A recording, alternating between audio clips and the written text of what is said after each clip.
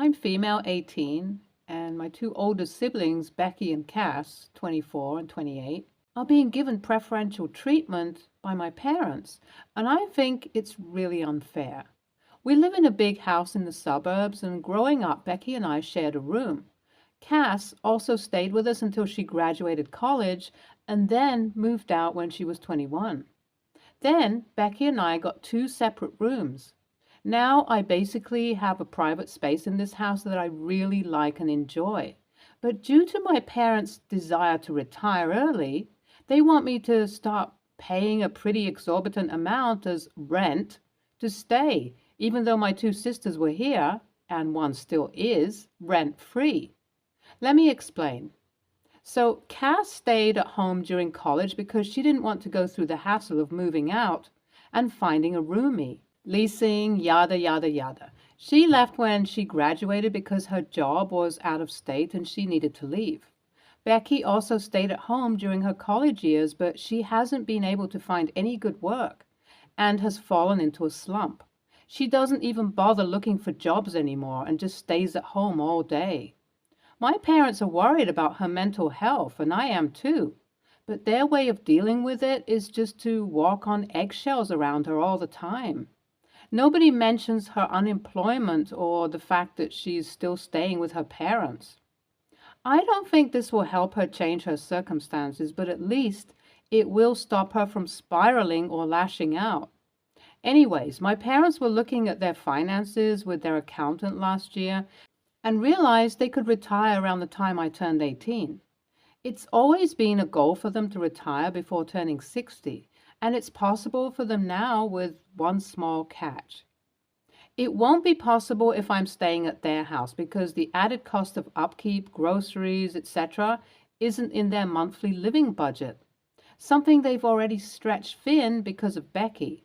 To deal with this, they would either need to keep working for the next 5 to 7 years or come up with a way to pinch pennies with two other dependent people in the house. Now, I also know that my parents really want to remodel the house once everyone has left the nest. My room is going to be turned into Mom's study room, and Becky's room was supposed to be turned into a man cave. Neither is going to happen now in the foreseeable future, and I also felt bad that my parents couldn't achieve their dream. In a way, I also felt guilty because I was an unplanned kid, and it meant that they had to spend a lot more than they expected on me. I tried to understand their point of view and did my best to mitigate the financial stress they had. I was always a super bright kid, and I really buckled up and worked hard in the fields that interested me to get a partial academic scholarship. I broke the news to my parents, and they were happy for me. They even took me out for a celebratory dinner. I was feeling really proud about being able to contribute towards my parents' financial stability, but at the dinner, what my dad asked of me made me upset. As we were waiting for the check, he said, "OP, this surprised your mother and I. You're a lot more mature than we thought, and we think you can take on even more responsibility. I discussed this with your mom, and well, we want you to pay rent when you turn 18. I thought he was joking at first, but he was serious. I was taken aback because we weren't in any financial trouble, and none of my siblings had had to do the same thing. When I brought that up, my mom chimed in and said, "Circumstances were different earlier, OP. I mean, we hadn't projected this much spending when Cass went to college. And Becky, well, you know that she's in a rough spot. We just need a little money to keep things on track. And if you go to an apartment or dorm, you'll have to pay rent anyways. I know you have some money saved up and you can always get a part-time job." I didn't really know what to say, and we agreed to discuss this later. When that dinner happened, my 18th birthday was 2 months away. In those 2 months, my relationship with my parents got a whole lot worse. They gave me a monthly rent that was super high, like much higher than renting out an apartment with a few friends. When I asked about it, my mom said she set the price after looking at jobs I could do and based on the things we do for you. She wants me to pay for the fact that groceries are bought by them and they do the dishes and clean around the house more often than I do. First off, why is she charging me like I'm going to live in a hotel? I literally pull so much weight around the house. I do chores, walk the dog, drive down and get groceries when needed. And my sister just lays around at home all day. My resentment against Becky flared up during this time because it just felt unfair that I was being treated so clinically while the other sister, who lived at home rent-free, way longer than she needed to, was being given so much understanding. But if I brought it up, I would just be labeled cruel. Ugh. I confided in Cass about this, and she's definitely on my side. I mean, the fact that she got to live there rent-free, as did Becky, sets a reasonable precedent for me to expect the same thing. Hell, I even worked my ass off to make sure tuition wouldn't be as big of a burden on my parents as I thought. When I brought this up with Mom and Dad, they just said that technically, you be an adult, OP, adults pay rent. If you don't like it, you're welcome to move out. Oh my God, they were so condescending about it too. And the double standards when it comes to Becky. She's clearly their favorite child. I know that it seems spoiled to not want to pay rent. I mean, after all, my parents are still paying for college, but I don't get it. Why can't they just wait a few more years? All this talk of me pulling my weight is really making me feel like a burden, and God knows I had enough trouble with that. After tons of arguments with no change in my parents' behavior, I decided to take matters into my own hands.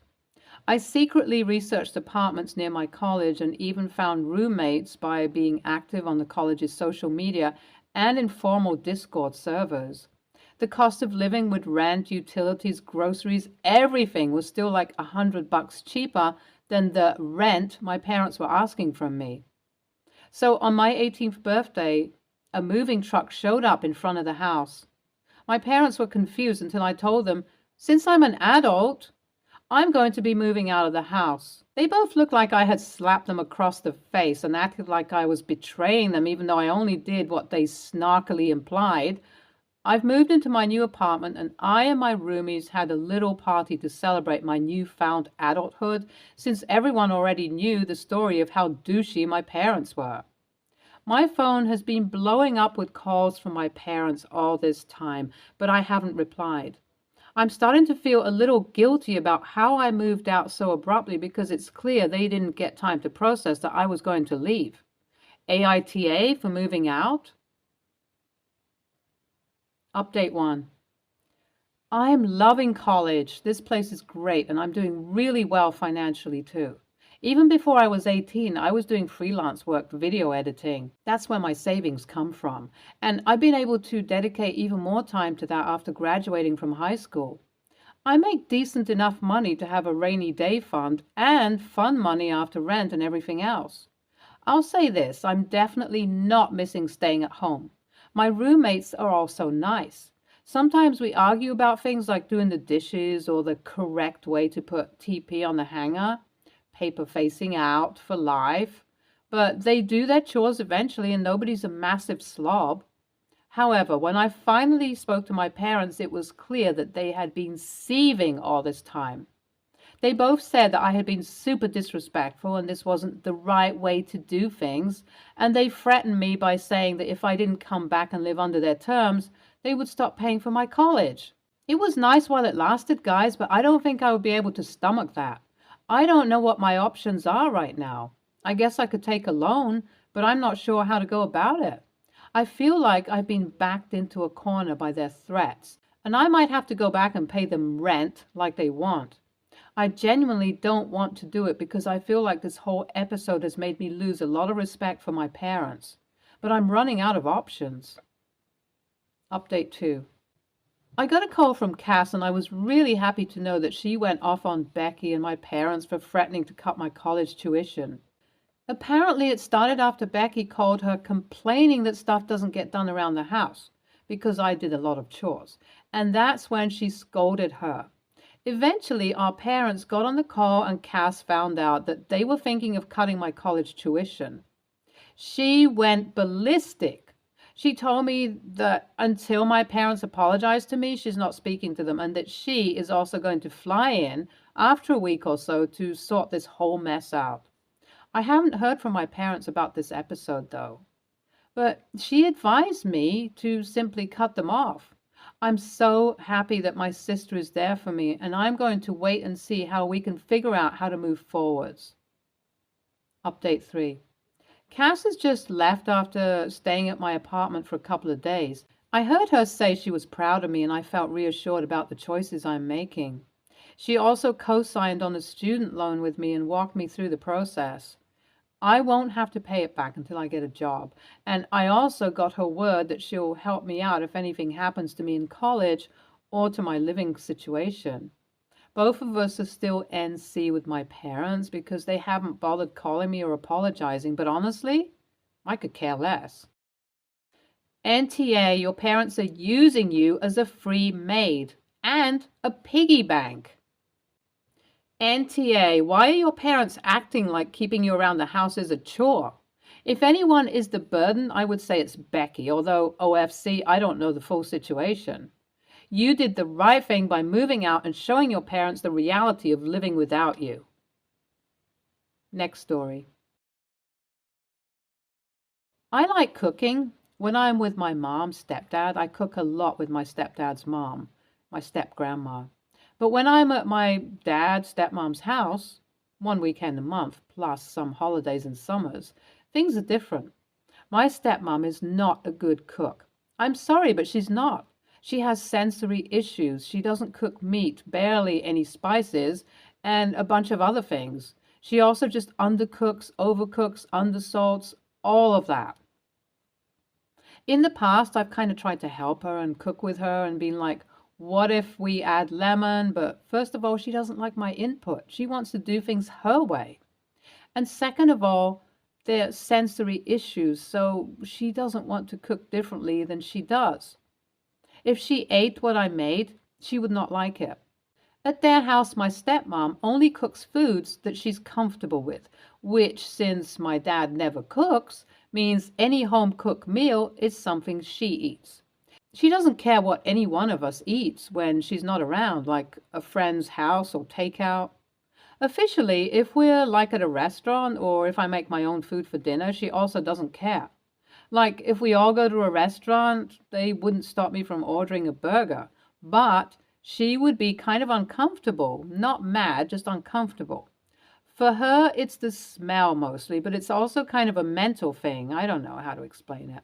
She's in therapy. That's why I think she's able to pretend like it's okay. But because it bothers her, what would happen is that my dad would order vegetarian. Their kids, 3/4, would get something like kid size grilled cheeses, and I would maybe order like a chicken burrito instead of a steak. Or like if my dad got takeout, he would throw away the bag in the downstairs trash or leave it in his car so she didn't have to smell it.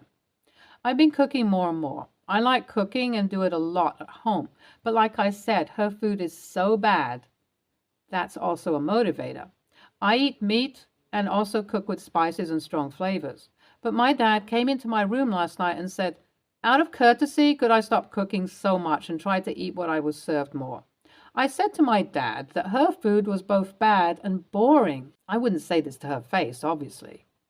My dad said I needed to go with the flow and couldn't always have my own way. And to be honest, I can't act like I haven't noticed her not being anywhere in the kitchen, like going to the bedroom if I'm making myself dinner, to be honest. But I said basically that this was her problem, not mine. Why should I have to cater to what someone who isn't even eating the food? He said I was being rude and disrespectful to her by pushing her limits and said it was her home too. And yeah, I could make blander food that's more safe, but what's the point? The food is for me. NTA, you cook and eat what you want. She cooks and eats what she wants. If your cooking produces strong smells, you should make a basic effort to keep the smell contained. That's just good sense operating in a shared kitchen space. Beyond that, if stepmom has a problem looking at your food or thinking about your food, then it's her problem. NTA, I do feel like there is a compromise somewhere here, since you all have to live in the same space and both want to be comfortable there. Maybe you cook a little less, or if there is a particular smell she absolutely hates, avoid that. Or let her know in advance when you're cooking meat so she can take a walk. I don't think you should have to eat bland, undercooked food that you don't like all the time. However, you should be considerate of the other people around you to an extent. Next story.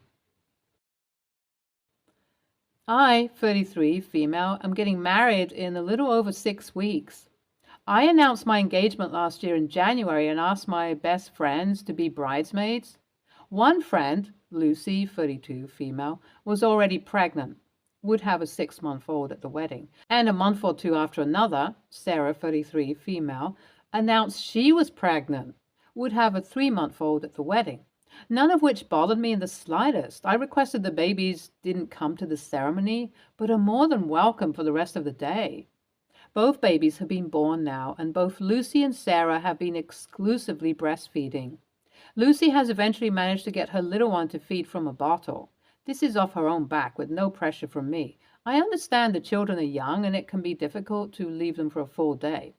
Just in time for the hen party, which is Saturday. Sarah is having trouble with this and has announced that her significant other will be around the bars we will be in with her baby so he can bring the baby to her to feed. I'm not sure this is appropriate and told her one bar specifically doesn't allow children, to which she replied, "Oh, significant other will have to go next door then." Turns out she had planned for her significant other and baby to be in the bars with us, just at a different table. I told her if it's that much stress for her, maybe just come to lunch and then go home to her child. She said that no, she doesn't mind breastfeeding her at the bar and it will be fine. The other bridesmaids and I were quite confused and said, "Surely you're not suggesting bringing your 2-month-old child on a hen party?" I told her straight there would be drinking, swearing, and God knows what else going on. It's just not appropriate. Which she took offense at and is now hardly talking to any of us. My question is, was I too harsh? Is it okay for her significant other to follow us around bars and restaurants with their baby? AITA? Edit. To be clear, she won't be drinking at the bachelorette, so no problem with breastfeeding. No smoking in bars in our state. Edit 2. Thank you for the opposing opinions, some I hadn't considered. NTA, but I think there's a compromise to be made here. It sounds like she's really going out of her way to try and be there for you. I get why you don't want him in the actual venues you'll be in, but if he can hold up nearby and she's willing to pop out every 3 hours, then that kind of sounds like a win-win. NAH. I mean, that doesn't sound like much fun for her, but I suppose if she wants to step away for a bit every few hours to feed her baby, that's not the worst thing in the world. Not saying breastfeeding, being a parent, is a medical issue, but in this context, I would say it is similar to someone who has to step away to check to their insulin every couple of hours. A pain for her, but not a burden on anyone else. It's not as if she is planning on bringing the baby around with her in a stroller. I can see why this might feel weird to you, knowing she may be distracted by this, having her significant other as a semi-participant in the hen party, but it honestly sounds like she tried to come up with the least intrusive way possible to still participate in the hen party while also caring for her child. I can pretty much assure you that if this ends up being a problem for anyone, it is going to be her and her significant other, not you or the rest of the party. I doubt they will last more than a few places before this becomes too much for them or the baby. To be honest, I am guessing that she is struggling right now. It is incredibly hard for people who are exclusively breastfeeding because it severely limits the amount of time they can have for themselves. As much as she loves her baby, she's probably dying for some adult time. I don't think you need to change any of your plans for your hen party or alter your behavior in any way during the hen party to accommodate her plan.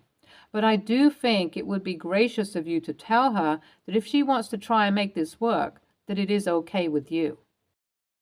Stay tuned for more stories from our girl relationships.